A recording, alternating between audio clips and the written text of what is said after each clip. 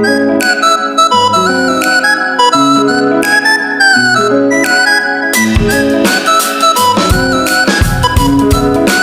diblokir itu kan bukan berarti anggarannya nggak ada kan?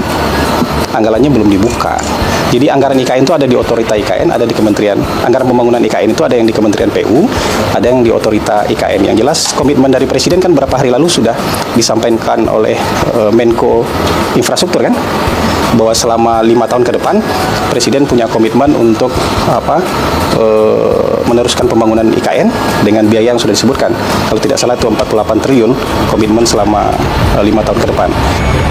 Sebelumnya, Kepala Otorita IKN Basuki Hadimulyono memastikan anggaran untuk pembangunan proyek IKN tidak dipangkas. Bahkan mantan Menteri PUPR ini menyebut pembangunan IKN akan mendapatkan tambahan anggaran untuk pembangunan kawasan legislatif dan yudikatif sebesar 8,1 triliun rupiah. Kalau tentang anggaran, tadi juga kami sampaikan pada beliau, kebetulan ada Pak Mensesnek, dijawab bahwa itu agar segera disesuaikan. Tadi kalau saya salah disampaikan, ya, jadi Inpres nomor 1 tahun 2025 itu dibuat sebelum ratas IKN yang minggu 21 Januari. Nah, jadi nanti kami akan sudah diminta untuk berkirim surat kepada Menteri Keuangan untuk menyesuaikan sesuai dengan yang disetujui oleh Bapak Presiden, 6,3 plus 8,1. Ya. Makan buah saat perut kosong. Tolong Bapak Ibu menyempatkan waktu membaca sekilas info tentang kesehatan buat anak bangsa kita. Keluarga, saudara, sahabat, teman semuanya, supaya tidak terkena penyakit kanker. Makan buah saat perut kosong, menurut Dr. Stephen Mark, beliau pernah merawat pasien kanker stadium akhir dengan cara yang unik. Banyak pasiennya sembuh, ini merupakan strategi untuk menyembuhkan kanker. Tingkat keberhasilannya 80%, tegas Mark. Pasien kanker seharusnya tidak mati. Terapi anti kanker sudah ditemukan, yakni makanlah buah-buahan saat perut kosong atau sangat lapar. Saya mohon maaf kepada ratusan pasien kanker yang telah meninggal akibat pengobatan konvensional, pungkasnya. Tips makan buah yang tepat. Hindarilah makan buah setelah makan nasi dan lauk. Cara ini sangat dilarang atau jikalau Anda ingin bebas dari serangan kanker dan penyakit mematikan lainnya. Jika Anda makan buah saat perut kosong, maka detoksifikasi sistem tubuh Anda meningkat berkali-kali lipat. Problem kelebihan berat badan dan penyakit mematikan lainnya teratasi. Dahsyatnya buah-buahan. Jika Anda makan nasi, lalu menyusul buah, maka buah dicegah oleh nasi sebelum menuju usus. Nasi dan buah membusuk, berfermentasi, dan berubah menjadi asam. Tubuh yang sangat asam, penyebab kanker dan penyebab penyakit mematikan lainnya saat buah bersentuhan dengan nasi di usus. Maka seluruh massa nasi perlahan rusak. Jadi, silakan makan buah saat perut kosong atau sebelum makan nasi dan lauk. Efek salah makan buah. Mungkin Anda pernah mendengar keluhan, yakni setiap kali makan semangka, ada orang menderita sendawa. Ketika makan durian, perutnya kembung. Ketika makan pisang, rasanya segera ke toilet dan lainnya. Kondisi ini tidak bakal terjadi jikalau Anda makan buah apa saja saat perut kosong.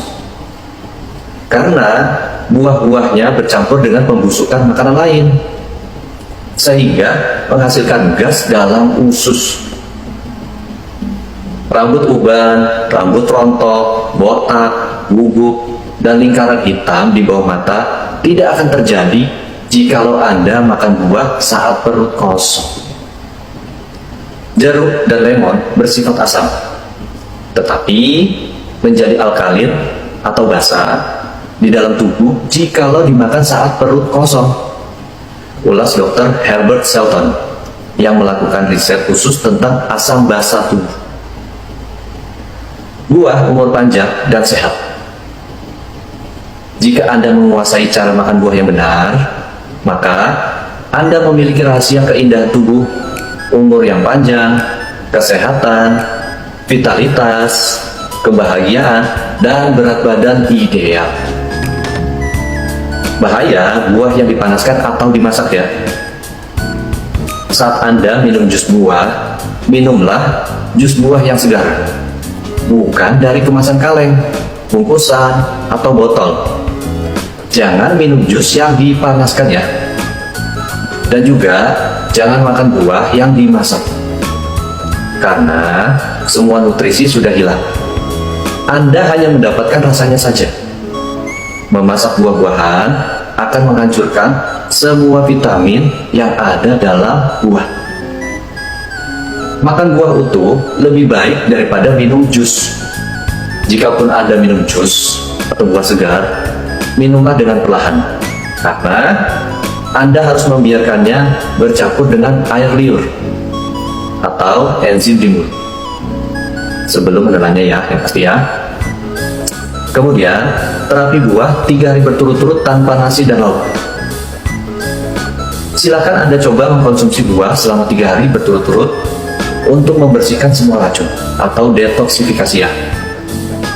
Di tubuhnya hanya makan buah dan minum jus buah segar selama 3 hari berturut-turut tanpa makan nasi dan lauk. Teman-teman Anda akan melihat Anda lebih segar, cantik, dan energik. Bahasa Mandarin, salah satu dari bahasa asing lainnya, juga sangat penting. Nah, kalau begitu Bapak, mungkin Bapak bisa melihat bagaimana sih tren perkembangan bahasa Mandarin di Indonesia. Saya melihat bahwa justru yang lebih tertarik untuk belajar bahasa Mandarin itu, mohon maaf, itu kok kayaknya yang dalam tanda kutip disebut pribumi dibandingkan dengan mereka yang Tionghoa. Saya menyaksikan begitu, terutama di Jawa Timur mungkin. Sehingga Bapak Ibu sekalian kalau pergi ke sekolah-sekolah Tionghoa di Jawa Timur, di sekolah yang disebut sebagai sekolah 3 bahasa, itu yang mengajar bahasa Mandarin banyak yang pakai kerudung atau banyak yang lulusan pesantren. Contohnya salah satu sekolah 3 bahasa yang ada di Jember, itu guru bahasa Mandarinnya selain dari Tiongkok, juga tidak sedikit yang lulusan pesantren kami yang kemudian kuliah ke Tiongkok sana. Kenapa bisa begitu? Kenapa ada tren yang sepertinya menunjukkan bahwa justru yang non-Tionghoa, kok saya tidak suka disebut pribumi ya, karena sepertinya tidak ada orang Indonesia asli. Sedikit melenceng dari tema, saya pernah menjadi penulis tetap di salah satu majalah sejarah di Jakarta, namanya majalah Historia. Majalah Historia ini meneliti DNA beberapa tokoh terkenal Indonesia, di mana 2 diantaranya adalah Najwa Shihab dan juga Grace Natali. Najwa Shihab di mata kita kan orang Arab, yang jadi pembawa acara Mata Najwa, orang Arab. Grace Natali di mata kita orang Tionghoa. Tapi ternyata setelah dites DNA-nya, Najwa Shihab ternyata lebih banyak mempunyai DNA bukan dari Timur Tengah, tapi justru dari Asia Selatan. Dan Grace Natali ternyata di DNA-nya juga mengandung DNA dari Afghanistan. Untungnya bukan dari Taliban. Berarti menurut saya tidak ada orang yang bisa mengatakan diri sebagai orang Indonesia asli, karena bisa jadi kita semua blasteran.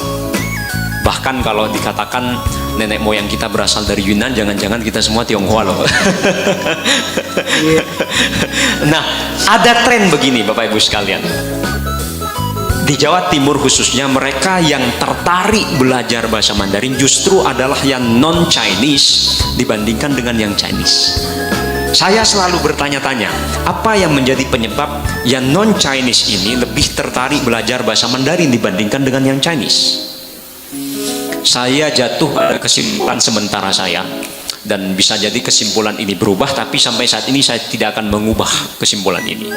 Kesimpulan saya begini, yang non-Chinese menganggap bahwa bahasa Mandarin adalah 他们改变命运很重要的一个工具, adalah alat penting bagi mereka untuk mengubah nasib. Seperti contoh yang saya sampaikan tadi, tidak ada satupun dari sekitar 350 santri dari Pondok Pesantren Nurul Jadid yang setelah pulang dari Tiongkok yang nganggur. Tidak ada. Dan dari 350 santri ini kalau saya lihat mungkin berasal dari keluarga menengah ke bawah, berasal dari desa. Tapi dengan modal kemampuan bahasa Mandarin mereka kemudian bisa mengubah nasibnya, bisa mengangkat perekonomian keluarganya. Sehingga dari adik-adik kelas mereka ketika melihat bahwa oh, kakak kelas saya ternyata berhasil loh dengan bahasa Mandarin, kuliah ke Tiongkok, pulang ke Indonesia tidak nganggur, bahkan gajinya jauh di atas UMR, mereka akhirnya tertarik berbondong-bondong untuk belajar bahasa Mandarin. Sementara yang Chinese menurut saya mungkin tidak menganggap bahasa Mandarin ini adalah alat penting untuk mengubah nasib. Nasib apa yang perlu diubah? Toh papa saya punya perusahaan, toh mama saya punya toko besar, sehingga bisa atau tidak bahasa Mandarin bagi mereka tidak akan bisa mengubah nasib mereka. Tidak bisa bahasa Mandarin, saya tetap bisa kerja di perusahaan papa saya. Mungkin tidak bisa bahasa Mandarin, saya tetap bisa melanjutkan usaha dari kedua orang tua saya yang sudah besar.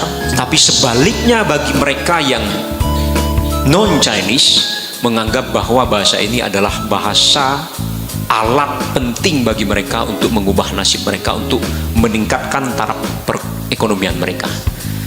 Nah, kalau kemudian yang Chinese juga berbondong-bondong untuk bisa bahasa Mandarin, maka kesempatan untuk bekerja sama lebih erat lagi dengan negeri leluhurnya menurut saya juga akan makin terbuka lebar.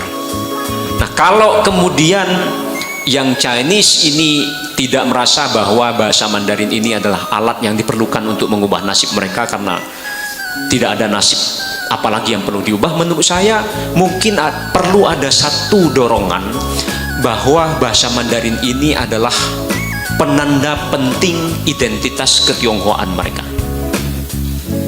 中文是中华民族很重要的一个特征. Bahasa Mandarin adalah salah satu penanda penting identitas ketionghoaan. Logikanya begini, Bapak Ibu sekalian, saya disebut sebagai bersuku Madura karena saya bisa bahasa Madura. Seseorang disebut bersuku Jawa karena dia bisa bahasa Jawa. Seorang disebut sebagai bersuku Sunda karena dia bisa bahasa Sunda, salah satu penanda pentingnya. Pun demikian logika yang sama, seseorang bisa dikatakan lengkap sebagai orang Tionghoa kalau mereka juga bisa bisa bahasa Mandarin. Nah, tentu kita tidak bisa menyalahkan sejarah bagi mereka yang lahir setelah tahun 65 ke belakang sampai 98, karena ada sejarah kelam yang tidak membolehkan mereka untuk belajar bahasa Mandarin. Tapi bagi generasi muda Tionghoa menurut saya tidak punya alasan bagi mereka untuk rela kehilangan identitas penting ketionghoaan mereka.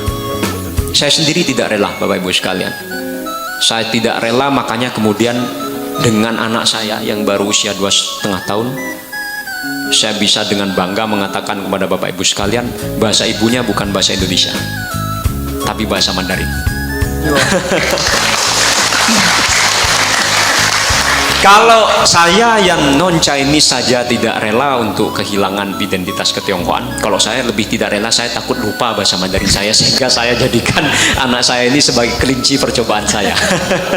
Nah, bagi yang Chinese menurut saya mestinya jauh tidak rela lagi identitas penting ketionghoaan mereka ini hilang. Begitu. Baik, luar biasa. Saya mendapat, ya,